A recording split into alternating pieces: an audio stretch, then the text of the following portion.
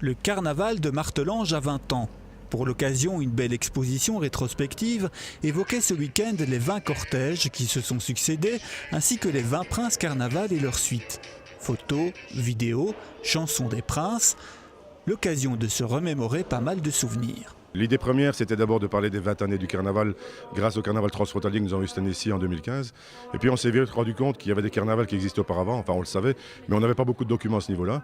Donc on s'est associé au Cercle d'Histoire de Martelange, qui a une caverne Ali Baba ici dans le bâtiment, et on a un petit peu fouillé. Et on est remonté vraiment très très loin. On a pu retracer ainsi les différentes étapes pendant lesquelles il y a eu un carnaval à Martelange. Et les traces les plus anciennes que l'on a, donc ce sont 3 années quand même importantes, il y a 1908, 1914, et 1936. Et pour 1908, on a vraiment eu de la chance parce qu'on est retombé sur le programme complet du carnaval avec les photos qui étaient assorties. Plusieurs fois, le carnaval de Martelange sera interrompu. Pendant les guerres, bien sûr, mais aussi après la catastrophe de Martelange. Chaque fois, il a fini par renaître de ses cendres. Pas moins de 42 cortèges sont représentés dans l'exposition. Ils sont expliqués également les caractéristiques d'un carnaval rhénan. Les traditions du carnaval rhénan sont très spécifiques. On ne fait pas ce qu'on veut en fait parce qu'il y a tout un code à respecter, un protocole à respecter. Et nous avons d'ailleurs commencé mercredi passé, le 11 du 11, pour annoncer notre futur 21e nouveau prince.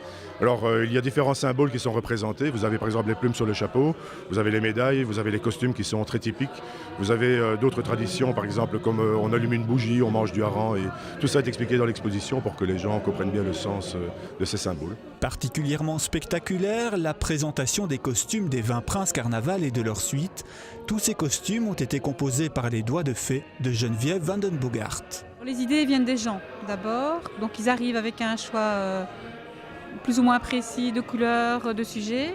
Et puis on élabore un premier projet, on fait un croquis, on discute des matériaux qu'on a envie d'utiliser, du nombre de personnes qu'il y aura dans le groupe en tant que tel.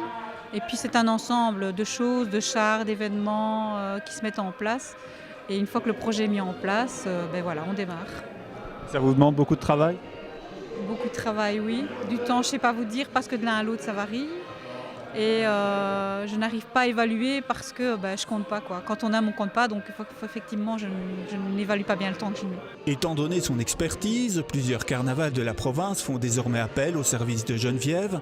Arlon, Mex-Devant-Virton, Abbé, entre autres, lui confient la confection des costumes princiers. À Martelange, ce sont les princes qui financent eux-mêmes leurs costumes, dont ils restent propriétaires. Parce qu'une fois qu'on a été prince carnaval, on le reste pour la vie. On est prince régnant pendant 1 année, effectivement, avec 3 plumes sur le chapeau. On en perd une le 11 du 11, mais ça, on le savait. Mais il me reste 2 plumes et je compte les gérer le temps qui me restera à vivre, oui, en tout cas. Belle illustration de l'ambiance qui règne au sein du carnaval, l'exposition annonce déjà la prochaine édition de la cavalcade martelangeoise que tous ici attendent avec impatience.